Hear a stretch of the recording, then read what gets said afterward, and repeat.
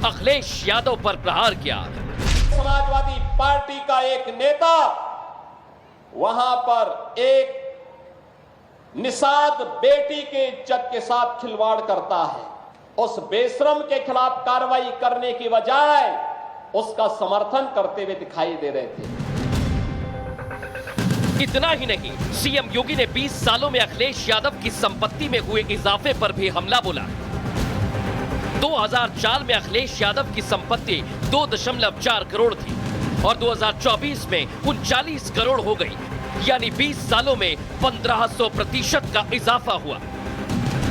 कैसे अनैतिक तरीके से अर्जित की गई संपत्ति और उस संपत्ति के माध्यम से कैसे बेटियों की इज्जत के साथ बड़ी बेशर्मी के साथ ये लोग खिलवाड़ करते हैं।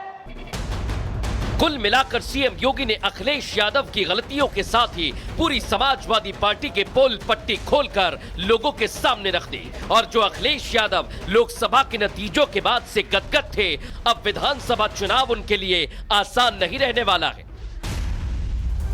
बिल्कुल आसान नहीं रहेगा दर्शकों, बिल्कुल भी नहीं।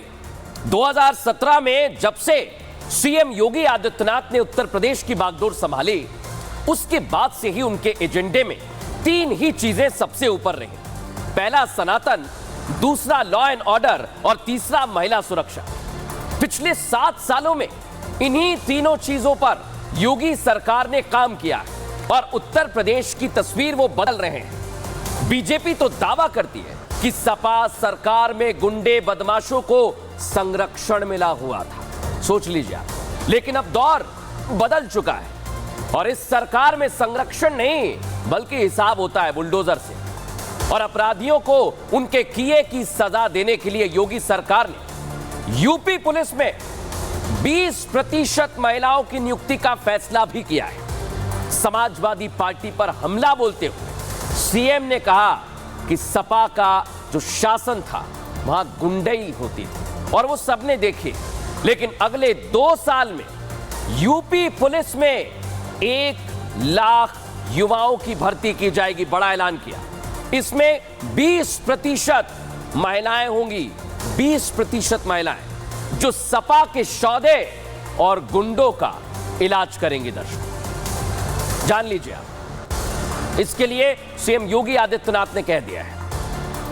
लेकिन इतना ही नहीं दर्शक, योगी की महिला ब्रिगेड कैसी रहने वाली है और कितनी शक्ति से भरी हुई रहेगी, मैं आपको दिखाने वाला हूं दर्शक। क्योंकि उत्तर प्रदेश पुलिस में महिला शक्ति दुनिया की सबसे बड़ी एकल पुलिस फोर्स होगी। उत्तर प्रदेश में पुलिसकर्मियों की संख्या कितनी है? 3,10,000। वर्तमान में इसमें 37,000 महिला पुलिसकर्मी हैं। ये जो आप देख रहे हैं योगी की ब्रिगेड, 35,000 महिलाएं हैं नागरिक पुलिस और 2 साल में 1 लाख युवाओं की भर्ती होगी। और मैंने आपको बताया, एक बार फिर बता रहा हूं, 20% महिलाओं को पुलिसकर्मी बनने का मौका मिलेगा। पुलिस में शामिल होने से महिलाएं सशक्त होंगी और जैसा हमने बताया, शौदों और मनचलों को सबक सिखा पाएंगे महिलाएं।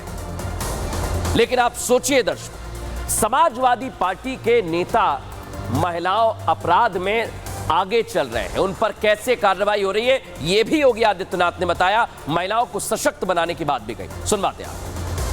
अकेले उत्तर प्रदेश पुलिस अगले 2 वर्ष के अंदर 1 लाख नौजवानों की भर्ती करने जा रहा है। इसमें से 20% हम केवल और केवल बेटियों को भर्ती करने जा रहे हैं। बेटियों की भर्ती होगी 20%।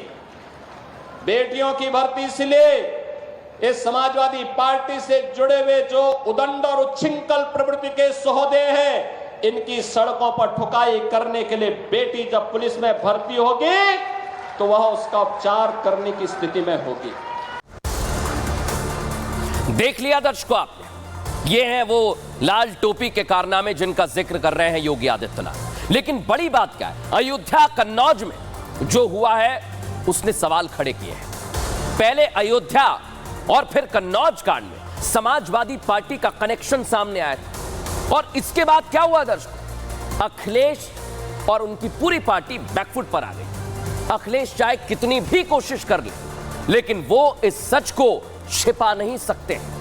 शायद इसलिए दर्शकों, उपचुनाव के ऐलान से पहले ही समाजवादी पार्टी ने मजहबी पॉलिटिक्स शुरू कर दी। ये पूरा गेम ही पॉलिटिक्स का है। झूठा प्रोपेगेंडा फैलाया जा रहा है, सरकार के खिलाफ नैरेटिव सेट करने की कोशिश भी हो रही है। समाजवादी पार्टी के नेता यादव और मुस्लिम राजनीति पर उतर आए हैं। एक बार फिर से वो पीडीए वाला छोड़ दिया है, एक बार फिर MY समीकरण।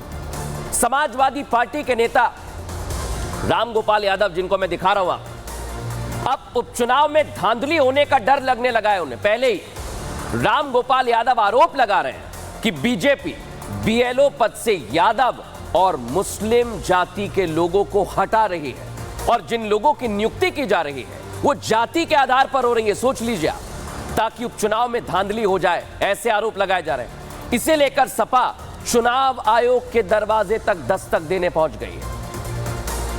लेकिन पहले मैं आपको सुनवाता हूं रामगोपाल यादव कैसे और क्या आरोप लगा रहे हैं, सुनिए जरा। हमने कहा है कि जाति के आधार पर नियुक्तियां हो रही हैं बीजेपी को लाभ पहुंचाने के लिए। यादव और मुसलमानों को हर पद से, यहां तक कि BLOs तक नहीं बनाया जा रहा है। अब बने थे उनको हटाया गया, वो सूची हमने दे दी।